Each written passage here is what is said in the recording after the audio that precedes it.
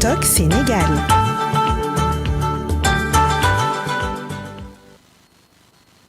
Et justement, l'invité politique de ce lundi dans Tok Tok Sénégal du keneen ku dul Mamadou Gueye, l'original président du mouvement Génération Originale Citoyenne. Monsieur Gueye, maa ngi nuyu di la dalal ci plateau bi. maa ngi lay fay vraiment di kontaan teew seen matinal bi di nuyu vraiment ñëpp ñoo xam ne ñu ngi déglu ci Sénégal ak bitim réew di nuyu aussi seen équipe bi seen technicien yëpp Asana maa ngi lay nuyu di kontaan teewaat fii bu baax a baax ci ITV. Le plaisir est pour nous alors Hassana dama lay bàyyi nga tàmbali waxtaan bi ak sa invité. waaw baax na jërëjëf Sofia ñu nuyu ko itam bu baax am mbégte bokkaat ak moom plateau. Mamadou Gueye su ma juumul 2022 ba léegi ñoo ngi sekki waxtaan. ci langum politique ba laataa ñu doon amal élection locale yi ak législative ya woon. Gueye bu l'original nekk njiital mouvement Génération Originale Citoyenne àndoon fi ak ay jamono ki xam ne moom mooy Bougane Gueye Dany nekkoon ki ko doon taxawu ci élection présidentielle yi mbir yi mujjutoon antu fi ngeen dem ba nga génnaat taxawalaat gën a mayaat doole sa mouvement bi xam ne moom mooy mouvement Génération Originale Citoyenne.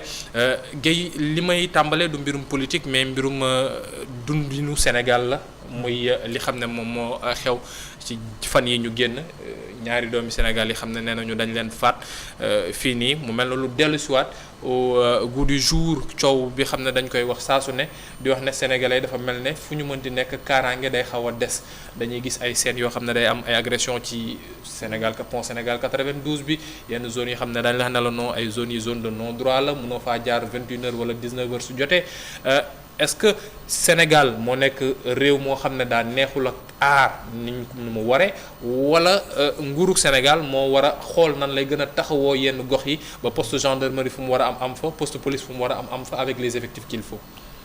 waaw merci Hassana ci question bi je crois que question d'actualité la. et que tey suñu waxee dëgg-dëgg rek affaire bi est-ce que réellement problème insécurité la déedéet je crois que perte de valeur la.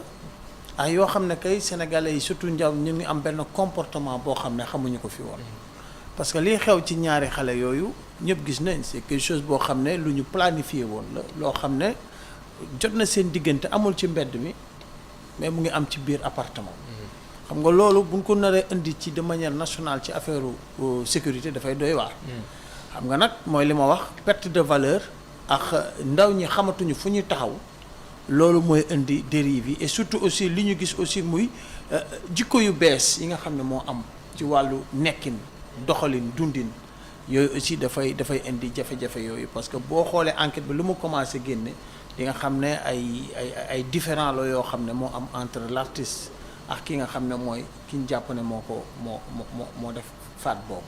Je crois que bu ñu defoon tey ci koñ bu nekk gendarmerie taxul.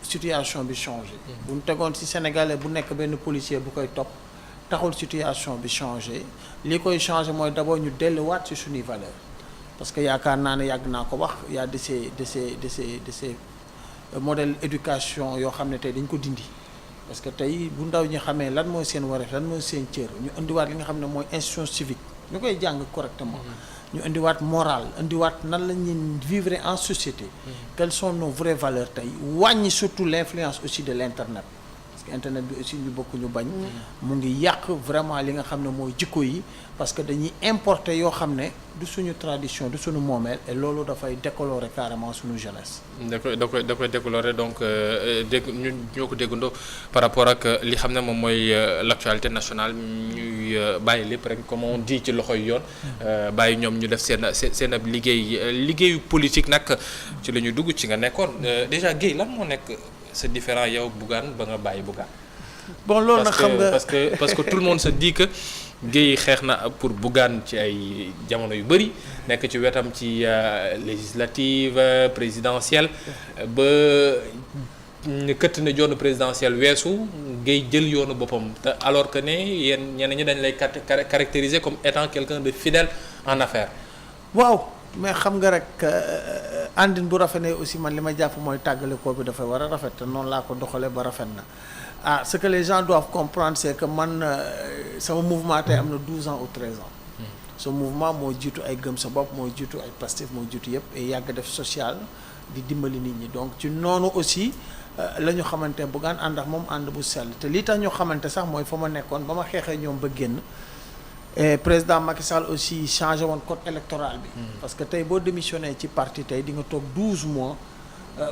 doo mën a nekk candidat et il fallait aujourd'hui comme promettre naa kon parcelle 3 ans avant même ma nekk candidat donc bi may démissionné code bi permettre na la aujourd'hui bu la coalition porté nga dem élection et noonu moo indi suñu diggante ak la coalition Gëm Sa Bopp.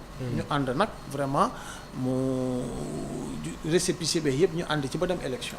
xam nga loolu aussi buñ ci jógee man li ma jàpp mooy dañu war a àndaat parce que gisoon naa ci Bougane koo xam ne bëgg na réew mi. wax dëgg fa yàlla mais expérience peut-être politique bi mooy des tuuti.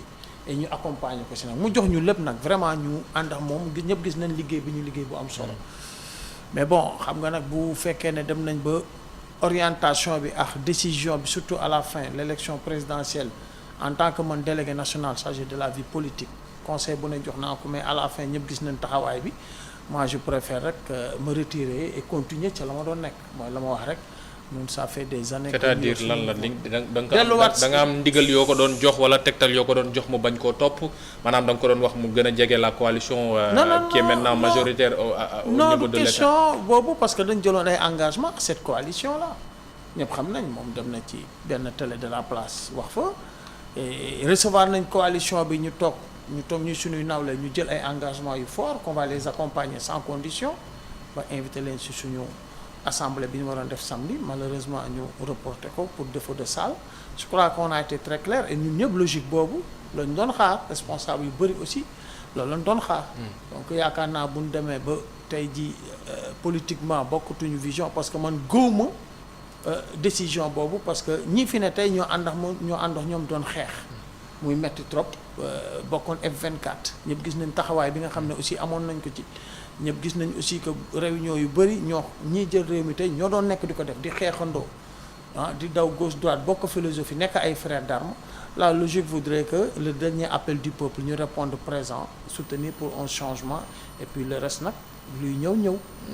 da ngeen accompagner woon la coalition Diomaye président ou bien da ngeen ne woon da ngeen di accompagner la coalition Diomaye président mais pour bon nombre de Sénégalais dañu wax ne Bougane et le mouvement Gëm Sa Bopp c'était juste le bras financier parce que Bougane yore na koppar gi Bougane yore na oto yi Bougane mën naa def koppar gi xam ne moom la ñuy soxla ci jamono joo xam ne gars yi ci biir coalition bi nee nañu yore ñu woon noonu mis à part Mimi Touré mi xam ne neen génnee na xaalis ñeneen ñi pour ñu génne woon c'était difficile est-ce que du loolu itam moom moo tax Bougane peut-être à un moment donné s'est rebuffé ne non man on ne m'utilise pas.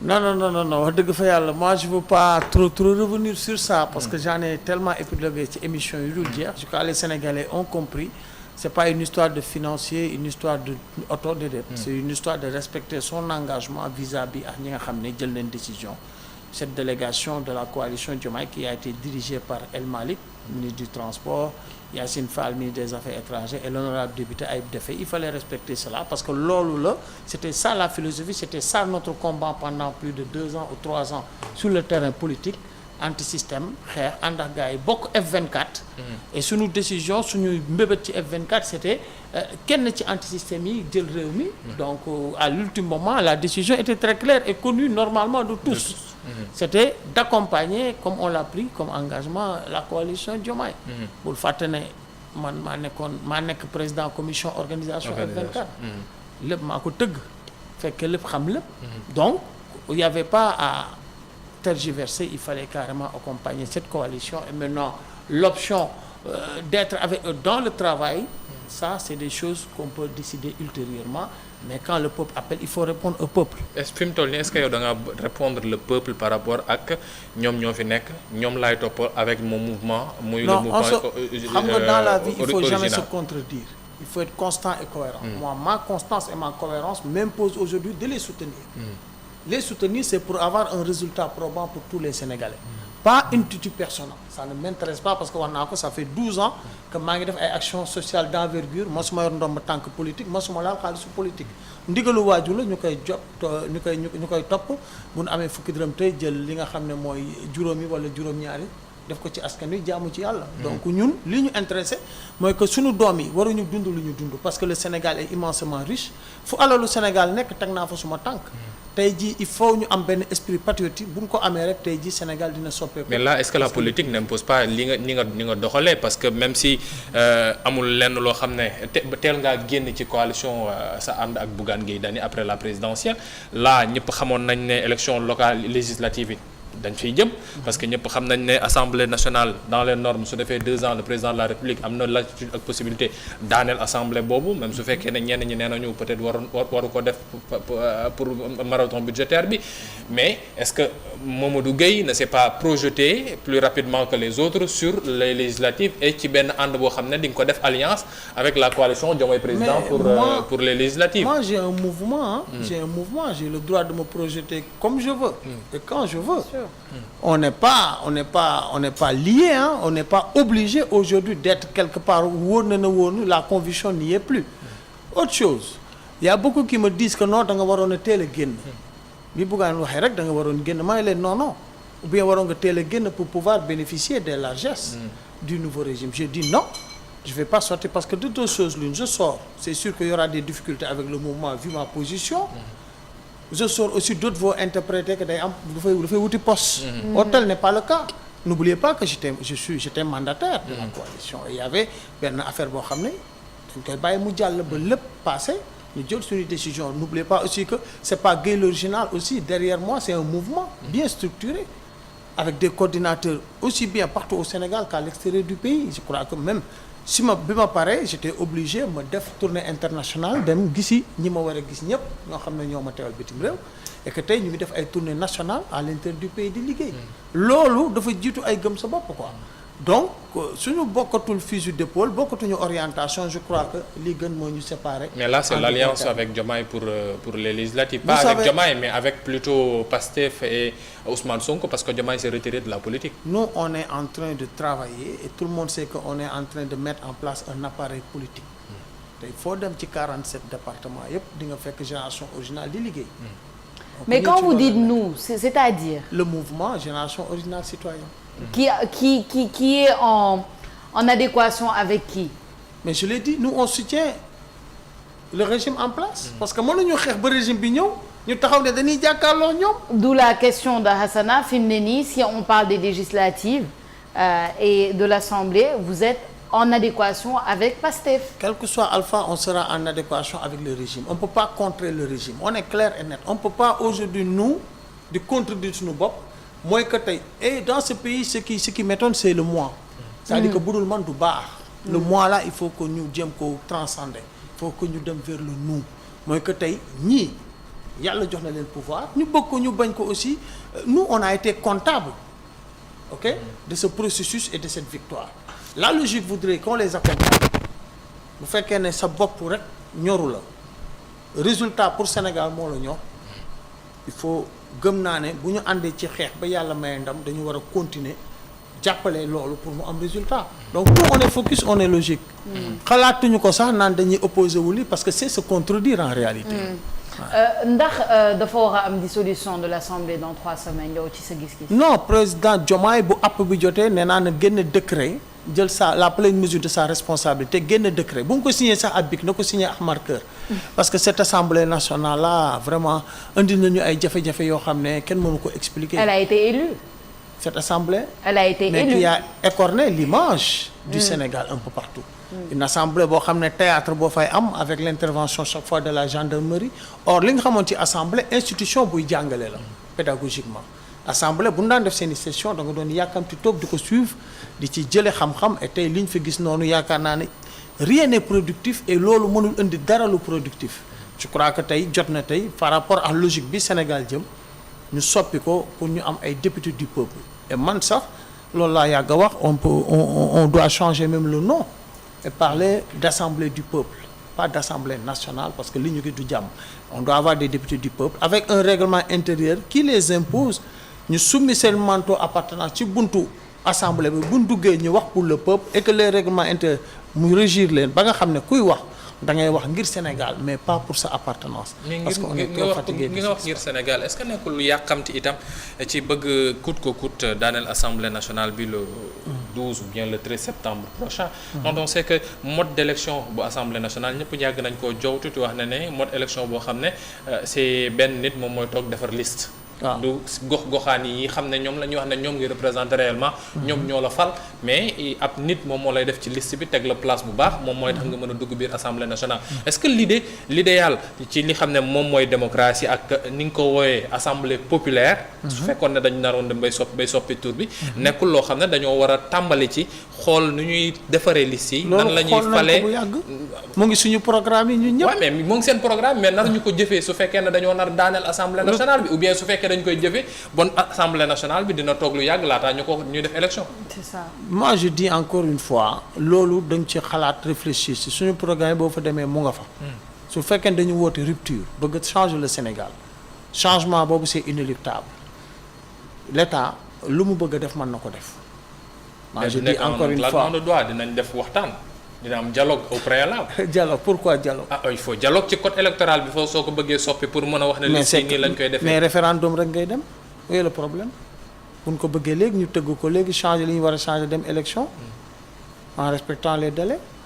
et même ñi ngi wax waxu budget ñi ngi wax waxu budget bi. ñi ngi wax waxu budget. ñëpp xam nañ ne tey jii loolu bu amoon tey on peut reconduire le budget de année bi. ça pose pas de problème c'est-à-dire que si on veut rupture boo gis dafay engendrer ay fait mooy jubbanti bi rek. ñëpp a ngi yuuxu parce que dëng pour mën a defar.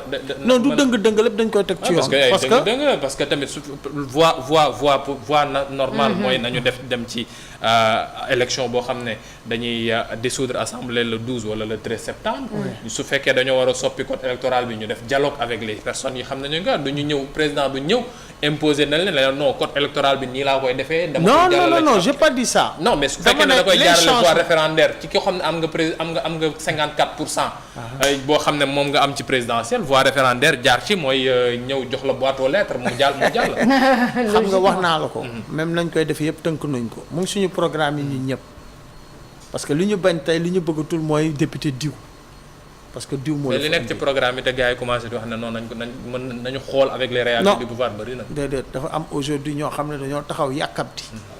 yaakaar ne ndar dafay xëy rek sotti. képp ku ne la tey transformation bi dañ koy dundee nii ci en un temps record en 3 mois 4 mois xam nga ne waxul dëgg. en fait du yàkkamti Mamadou Gueye si vous pouvez me permettre juste pour leeral mbir yi lu tax tout à l'heure sax ma doon insister ci le respect des délais xam nga fi mu ne nii dañuy naan si tu tends le micro au Sénégalais sax dañuy naan réew bi dafa bloqué.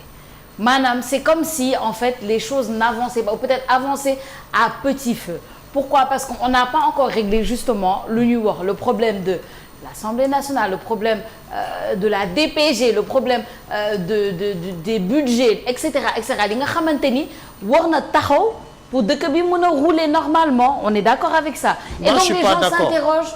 Je suis pas d'accord. Dëkk bi dafa taxaw nag. Quoi qu'il en soit. Mais les gens s'interrogent sur combien de temps ça va prendre seen processus boobu yëpp bi ngeen di wax combien de temps ça va prendre pour ñu mën a dem ay élections. Assemblée nationale mën a taxaw assemblée bu bees mën a am DPG mën a voter budget yi affaire yi mën a circuler et cetera en fait c'est ça la question que les gens se posent. Vous avez 5 ans 1 an léegi mu jeex comment est-ce que ça va se passer nan ngeen découpage du temps bi yow ci xalaat nan ngeen ko war a def. non dama ne lan mooy problème fondamental bi mooy dañuy tas assemblée. war a teg assemblée du peuple assemblée boo xam ne dafay toogal nit ñi. Aujourd'hui le problème ne se pose pas nee naa la tey jii bu fekkoon na tas nañ ko yaa ngi wax problème budget. problème budget amu fi. oui parce que loi bi prévoir na tey jii budget bi passé ñu reconduire ko oui le problème y a pas de ñii di spéculer di wax yëpp c'est des gens te ne bëgguñu ñu tas assemblée. c'est ça tey jii exemple patent bi mooy bi ñu fi waxee problème mu DPG. yenn député ku jóge bi ñu génnee def conférence de presse lu mu doon wax. seen poste la doon wax. parce que ñoom ñu ngi wuti ji benn loi boo xam ne tey day tënk président ba nga xam ne du mën a tas assemblée xam nga kooku boppam moo ko ñor donc le problème du loolu le problème c'est que aujourd'hui assemblée nationale bu délai bi jotee président am na programme na ko tas. tout à fait. Maintenant on s'organise pour organiser des élections yu jaar yoon. c'est xam nga loolu kenn bañu ko. maintenant si on est logique mais organisation boobu bi ngay wax. ñaata lañ bëgg a xam en fait. en terme de temps en terme de délai. pourquoi léegi on veut se focaliser sur le temps et le délai quel est l'impact man mooy sama problème. mais pour que les choses avancent. quelle chose avance. tout pour que les choses avancent. les choses avancent très bien au Sénégal pour ñi nekkoon ci dëgg. ñi ñuy jubbanti tey ñooy yuuxu ne réew mi doxul dafa taxaw non non dëgg sa sourire bi dafa gën a rafet tey Hassana da nga gën a leer képp koo xam ne yaa ngi woon ci dëgg. di liggéey normalement sa mbir dafa yokk ñii am jafe-jafe ngay dégg ñu naa tabaski bi neexul tabaski bi màgg et cetera parce que nekk ñoon ci dëgg. la ñu tàmmoon lan leen doon purger doon leen biberonné la ñu gisatul. ñëpp ñi xam ne dama ne képp ku tëb di yuuxu rek da nga toogoon ci ay mbóot. yoo toog si nag moo fa dugg. c'est ça en réalité. moi qu'on parle de délai je ne comprends pas pourquoi délai. il faut aujourd'hui que changement bu ñu bëgg a transformer suñu réew normalement dafa am ay effets. dafa am impact day def effet c'est normal loolu kenn mënu ci dara maintenant bu ñu toogee nag gars yi di leen wax yooyu ngeen di tënkuñu ci ay ban délai. délai amu fii. man góobu loolu délai bi nga xam ne moom la président waroon respecté mooy délai de 2 ans. su jotee na génne décret bu mu ko signé BIC parce que BIC sax man na mais marqueur la koy signé gars yi abal ñu. et que ñu teg assemblée du peuple yàgg nañ voté yàgg nañu organiser ni ñu koy tegee ñëpp xam nañ ko maintenant bu fekkee dañu war a soppi dara ci constitution bi ñu def ko par voie référendaire. c'est aussi simple que cela. est-ce que nekk. et pourquoi pas même coupler ces élections législatives avec les élections municipales. pour que aujourd'hui Sénégal toog benn 3 ans et demi 4 ans sans élection et qu'on se concentre sur le travail. ci loolu laa bëggoon yegg si parce que ñoo ngi koy ñëpp ñoo ngi koy wax ci wax ne l'idéal ce serait pour le Sénégal pour le budget aussi du Sénégal ñu coupler ay élections bañ ko nekk loo xam ne dañ koy tasaare te def fii ak def bële. est-ce que urgence la fi mu toll nii élections yi. fii ak décembre fii ak novembre avant 2025 est-ce que urgence la est-ce que nekkul yeneen mbir yoo xam ne ni nga ko waxee par rapport au délai toujours pour ça est-ce que amul yeneen urgence yoo xam ne moom moo gën a nekk ci kanamu sénégalais lu dul ñu wax ne nañu tas ay assemblée nationale nañu daaneel ay maire ngir mën a xool nu ñu defaraatee le Sénégal d'en bas peut-être. yaa ma gën a xam configuration assemblée nationale ak ni jàkkaarloo en chien de faïence position ya fa nekk. mais waxtaan nañu ba ñu waree soppi le règlement intérieur. vous savez quand aujourd'hui on veut gouverner et changer il y a des décisions yoo xam ne dañ koy jël ay décisions fondamentales et importantes dañ koy jël te pour ñu mën ko légiférer certaines lois là il faut que assemblée aussi les tenants du pouvoir ñu maîtriser ko. mais pour une assemblée populaire réformée comme ni nga ko bëggee mënul nekk loo xam ne day nekk benn wii ci déedéet benn wii amul déjà neneen lii gën mooy ñu changer format bi ñuy nommer député yi kooku da la wóor ne ne même man moom laa yàgg a wax man gëwma le fait que ñu naan député boo xam ne jàngul député du peuple alors que jàngul koo xam ne tey tàccu rek lay def il ne maîtrise même pas boo ko joxee loi te gëwma loolu pourquoi aujourd'hui Sénégal ñetti pouvoir moo ko téye benn cin la boo xam ne ñetti tànk la et pour mu stable il faut que ñetti tànk yëpp am seen doole di jouer la pleine mesure de leur rôle tey pourquoi tey bu nga nekk président wala nga am exécutif da nga am ay député ay ministres yu jàng kale am président bu jàng et cetera judiciaire bi dañu am ay juge ay hommes de yoo xam ne dañoo jàng et pourquoi pas législative bi duñ ko fa def bu ñu bëggee am benn support bi nekk loo xam ne dañ koy def bon taf ci 12 septembre. c'est ça en fait. li nga bëgg nii ne non nañu xool député yi nu ñu nekkee ay député yoo xam ne dafa am ay normes yu leen di régir. député yoo xam ne duñu nekk ay benn wii. duñu nekk ay député yoo xam ne dañuy ñëw pour tàccu.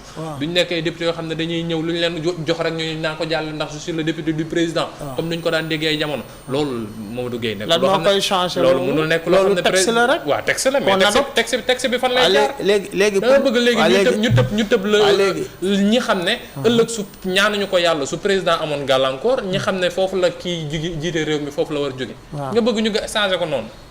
kon yow déggoo wax bi de. waaw dama ne tey dañu gis. loo xam ne est-ce que mënoo ko denc. déedéet dañ koy signer ak feutre marqueur waxuma la feutre xam nga lu ñu gis. ay député yoo xam ne vraiment seen place de hémicycle bu ñu wante dëgg rek député yaa ma neex la. maa lay tàccul maa lay waxal maa lay xastal et cetera et loolu dañ ko fi war a jëlee. pour ñu jëlee ko texte la. comme texte bi nga xam ne moom nga yóbbu pour nga mën a tëgg élection. bu fekkee ne da nga bëgg a laal ci constitution bi loo xam ne bon ñun bëgguñu ko quoi mais on est obligé face à ces situations ñu corriger un peu cette constitution. pour ñu bañ ci delloo ci beneen procédure la au fait encore. beneen procédure la l'adoption d'un texte. wala changer texte procédure la. doo jékki-jékki xanaa nag doo jóg rek ne texte baa ngi nii. on signe ñaata at ñu ngi koy def ñaata at ñu ngi dem voie référendaire ñaata at ñu ngi def ay loi constitutionnelle proposé ko changer suñu constitution. en fait en gros lu ñu bëgg a wax Mamadou Gueye c'est que suñu toppee loolu ces 4 prochaines années man waxuma sax 5 ans parce que 2024 jeex na. ces 4 prochaines années on va les passer en procédure en élection. 24 prochaines années mais suñu toppee loolu. lan la ñuy topp. changer aujourd'hui texte bi. pour mën a dem ci ay élections yoo xam ne dinañu jural ay députés du peuple qui seront à l'Assemblée non pas pour des partis non pas pour leur propre personne mais pour le peuple. mais loolu sant yàlla la mooy comme changement bi gënoon a métti te def nañ ko kat. La continuité aujourd'hui voudrait que nos institutions surtout l'Assemblée nationale reflètent le peuple. et loolu il faut ñu dem ci. bu fekkee ne dañu bëgg rupture bu ñu bëgg mu continuer am un changement après une transformation du pays parce que y a des décisions majeures yoo xam ne war nañ ko jël après surtout ci wàllu yu bëri yoo xam ne tey mu ngi ci réew mi il faut loi yenn ñu changer ko la gestion de nos ressources minières et il y a beaucoup de choses yoo xam ne tey il faut ñu corriger ko mais loolu pour ñu dem ci il faut une assemblée boo xam ne c'est une assemblée du peuple qui est là pour le peuple parce que élu par le peuple maintenant nag moi mon souci mooy problème de délai yi ngeen di wax man gisuma fi délai. D'accord. Rien ne sert de courir, il faut partir à point. Il faut partir à point et là le point pour le premier point c'est prendre le marqueur. Marqueur et éliminer cette non mais ci assemblée bi. ngay suñ ko bàyyee encre indélébile la koy mais assemblée bi ngay gis ay karatéka. mais du lu bees nag. du lu bees de gendarmerie non attendez non gendarmerie lu bees la. xam nga yéen moi je peux vous comprendre. parce que peut-être ay assemblée yi ay ñoom Abdourahmane Agne doon taxaw et cetera. même Adja Aram Dieng développement yan doon et cetera peut-être man la leen romb. et le grand serigne de Dakar aussi. voilà donc ñun loolu la ñuy wutaat une assemblée boo xam ne tey da ngay yàkkamti session. yàkkamti jàpp sa télé avec des Iba Der Thiam mais autres. mais assemblée boo xam ne day bouillante. c'était du savoir mais de manière intellectuelle gars yi di échanger pour l'intérêt du pays. mais assemblée boo xam ne gars yi ay suka jéeri pende jéeri maye jéeri dal fële. gendarmerie di inter et cetera non du loolu. soo ko fayee loolu la ñuy bañ mais ñoo fi bokk urne. moo tax ma ne. waaw bu ñu bëggee ñu avancer tuuti ci Sénégal. parce que yàlla nàkkal nañu jox nañu lépp. il faut que tey rétroviseur bi ñu bañ ci xool. parce que fi ñu jógee dafa metti dafa ñu war a tenir de leçon pour que plus jamais ça. il faut que ku nekk nag nga fàtte tuuti sa bopp. c'est pas parce que lii fi amoon lii la ñun noonu lañ déedéet même opposition bi dañu war a am beneen forme d'opposition. gars yi il faut ñu ëpp tuuti man loolu laa gëm. il faut qu'on ait une opposition constructive force de proposition. tey ñu bañ a mooy le mois là il faut qu'on l'évite. ñu jéem a ensemble. ñu construire le Sénégal ay une opposition boo xam ne day taxawaay opposition force de proposition et cetera mu am état boo xam ne aussi day delloo opposition li mu moom respecté ko ñu mën a toog face à des enjeux de l'heure qui concernent le Sénégal opposition toog régime bi toog ñu waxtaan jël les meilleures solutions parce que ku nekk aussi da nga bëgg Sénégal ku nekk aussi da nga am sa programme te c'est le programme am na yu baax du lépp ci donc nag wat gaal olof nee na wat gaal yëgoo te bu ñu bëggee wat sunu gaal gi Sénégal tey il faut que yenn yi ñu yëgoo opposition baax na buy alerter mais nañ ko def aussi bañ a delluwaat ci yi ñu nekkoon quoi ça nous retarde je sors de la politique politicienne comme ni ko ñenn ni ko sénégalais ti wooye pour non déedéet non ni ko sénégalais ti wooye xam nga Sénégal sooy wax ci mbirum vote ak ñoom si rek ñoo ñu ngi ci politique politicienne waaw loolu li leen nàmpaloo loolu mooy li ñu tàmmoon di dégg pour parler un petit peu de politique économique parce que Sénégal fi mu toll nii am nañu réew moo xam ne pétrole am na fi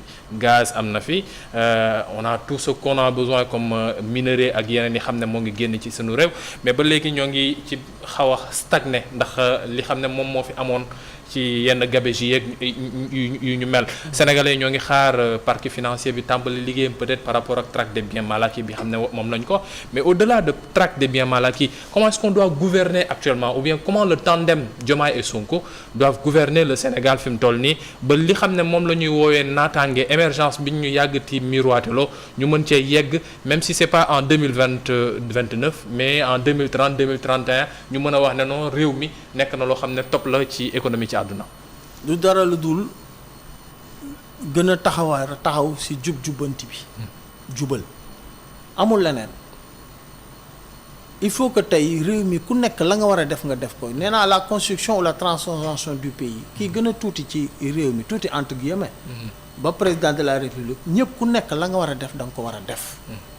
c'est-à-dire que lii fi amoon ci réew mi mooy da ngay gis ne dañuy jël alal def ko ci benn secteur du mujje fenn rapport yi day épingler ay nit du mujje fenn et loolu mooy cancer bi nga xam ne moo gangréné woon le Sénégal.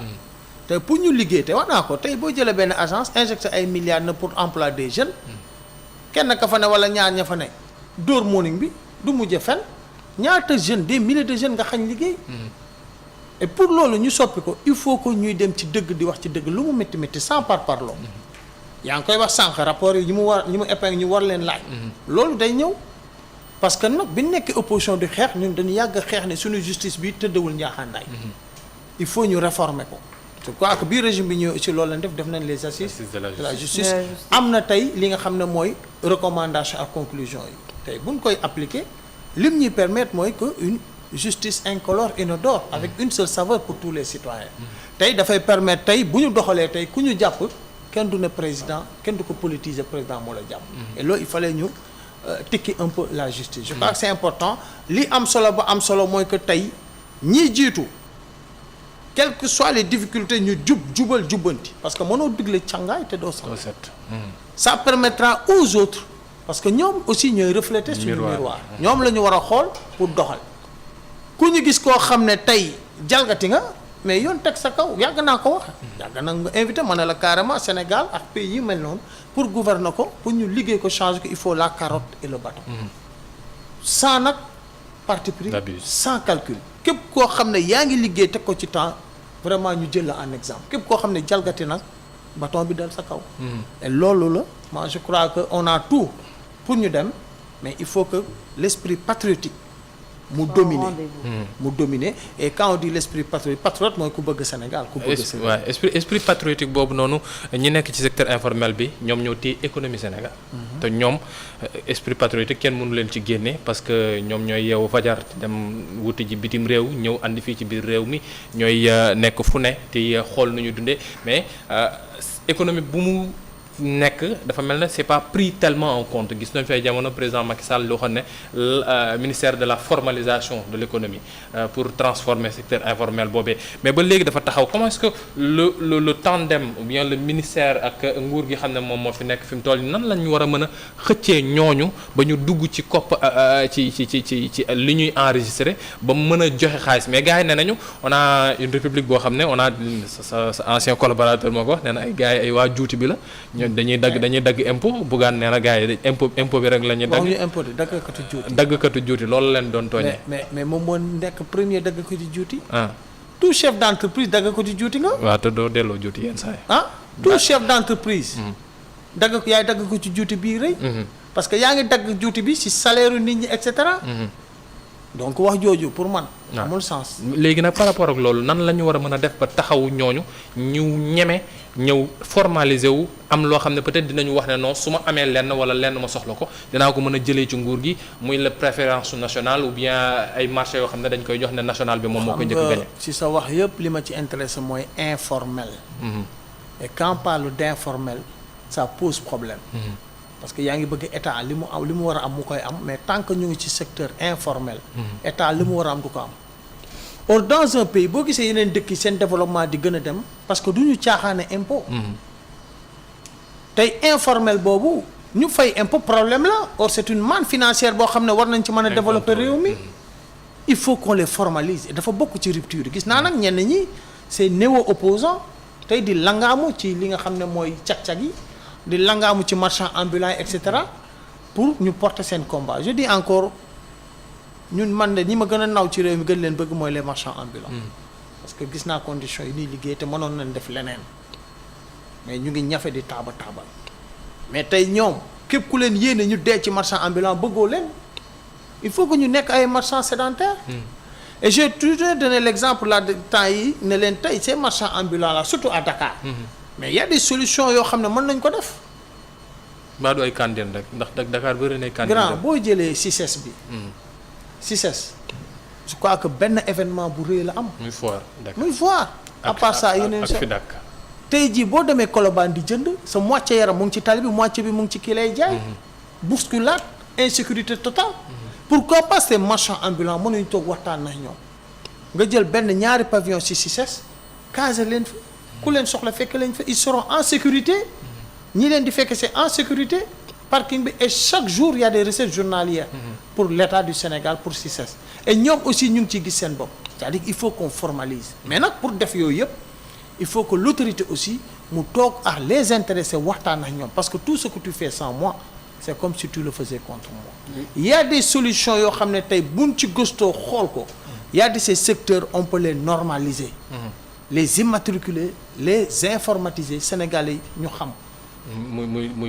quand tu prends les cak-cak sama tournée bi ma mujj def dans le Saloum jóge fa def Kolda bi ma demee Diaobé maa ngi gis jeunes yi nga xam ne ñu ngi yor cak-cak ils ont des gilets ils ont des numéros de téléphone et cetera des numéros ils sont organisés c'est des choses tamit il faut les ñu yóbbu ko fépp ba nga xam ne cak-cak bi tey dafay immatriculation cak-cak bi tey jii li mu war a réewam da koy def lii réewam waroon di ko def tey bu amee client boobu il est assuré nekk sécurité ñu imagine tey dina wàññi sax scooter yi nga xam ne tey jii ñooy def li nga xam ne mooy agression yi di këf saagu nit ñi et loolu pour ñu def ko on est obligé mu metti il faut que ndaw ñi ñu comprendre que pour ñu formaliser leen pour que demain boo liggéey ci benn métier ay at nga yaakaar ci wala nga retraité si yaakaar ci retraite pourquoi pas les organiser ba ñu am sax seen mutuelle de santé ku feebar doomam faju wala moom mu faju et cetera am ay perspectives d'avenir ñu nekk ay métiers yoo xam ne c'est reconnu formalisé il faut que ñoom aussi ñu nangu ne on est dans l'obligation de changer lii fi ne te pour ñu def ko y a des effets. ñu comp ci ñoom li ñu yor. non il faut que tey ñu nangu ñu normaliser leen. mais pour Sophia je termine par ça parce que 9h jot na. Guèye ça fait 2 ans yéen a ngi nekk ay maire nekk yaa ngi ci biir conseil municipal. j'ai mes conseillers. waaw ci biir mairie bu Parcelles bu Jamil jiite. 2 ans collectivités locales yi nekk ay jafe-jafe ndax grève wu travailleurs yi xam ne ñoom ñoo nekk ci biir. Depuis 2022 ñoo ngi nekk di wax na non suñu yokk salaire yi ñun jotuñu le nouveau régime en place a appelé au dialogue après nag dégg nañu à un moment donné itam le ministre ne non dialogue woote nañ ba sonn su fekkee jar na ko itam on va sortir le bâton comme tu l'as demandé lan la ñu war a mën a résoudre le problème parce que yàgg na te bëri na ñoo xam ne dañuy wut kay ba sonn balaa ñu cee jot li yàlla xam doy na ñenn ñi xam ne ay liggéeykat lañu foofu la ñu yaakaaree peut-être li ñu war a mën a am comment est-ce qu'on doit changer la donne ba clientélisme politique bi xam ne peut-être moom moo doon am ci recrutement bi ak yeneen yi xam ne moom moo nekkoon jafe-jafe yooyu ñu dindi ko ba liggéey bi mën a dox normalement pour le bien de tout le monde. Très rapidement en 30 secondes. mooy li ñu war a assainir aussi. ñëpp xam nañ wax nga ko nan doon jëlee ci mairie aussi doy na waar. appartenance et cetera ba tey on a un effectif très pléthorique. tey jii bu nee ñooñu yëpp acte 3 bi ñooñu ñëpp dañ leen war a aligner. ça va poser problème et Sénégal mënu ko antoler ko les arriérés aussi c'est extrêmement grave c'est une patate chose boo xam ne régime bi da ko hérité. aujourd'hui il faut ñu toog ñu dem ci ay waxtaan. ça va lu waxtaan mënul régler. fokka mënu ko régler.